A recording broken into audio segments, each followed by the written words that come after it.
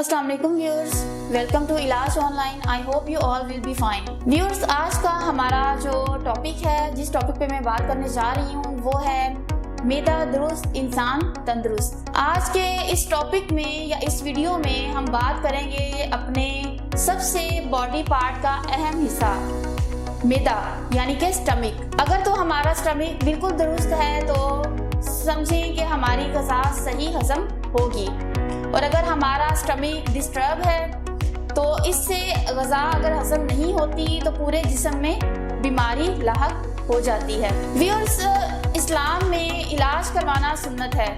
अगर आप अपना इलाज करवाते हैं तो इसमें कोई हर्ज नहीं है, तो किसी भी बीमारी को मामूली मत समझें, उसका इलाज बर वक्त करवाएं। अब हमने ये जानना है कि बीमारी क्यों आती है, ऐसे कौन से सिम्पटम्स होते हैं जो हमें बीमारी में मुब्तला करते हैं। तो आज की इस वीडियो में मैं आपसे बात करूंगी कि हमारा मैदा यानी कि स्टमक क्यों डिस्टर्ब होता है, ऐसी कौन सी ग़िज़ाएं हम खाते हैं जिसकी वजह से हमारी खुराक हजम नहीं होती। बदहज़मी पैदा करने वाली खुराक अगर हम यूज़ करते हैं तो उससे हमारा मैदा डिस्टर्ब हो जाता है। कोशिश किया करें कि बदहज़मी पैदा करने वाली ग़िज़ाओं से दूर रहें। अब ऐसी कौन सी अलामात होती हैं कि जिसकी वजह से आपको मुख्तलिफ बीमारियों का सामना करना पड़ता है, मुख्तलिफ सिचुएशंस का सामना करना पड़ता है। जैसे कि अगर आप ज़्यादा खाते हैं तो भी ये मैदे को डिस्टर्ब करती है चीज़। व्यूअर्स, अगर आपका मैदे में कोई प्रॉब्लम है तो उससे क्या क्या अलामात सामने आती हैं कि जैसे कि मतली या कैद वगैरह आती है, आपका पेट फूल जाता है, आपको बवासीर होने का खतरा होता है, और इसके साथ साथ ही आपको बदहज़मी हो जाती है। खाना ज़्यादा खाने से भी बदहज़मी हो जाती है। कोशिश किया करें कि आप अपने मिजाज के मुताबिक खाएं। इसके अलावा इसके साथ साथ और कौन सी अलामात होती हैं जो आपको उन अलामात का सामना करना पड़ता है, जैसे कि खाना खाने के बाद फौरन सो जाना, डर और खौफ और परेशानी भी खाना को हजम नहीं करने देती।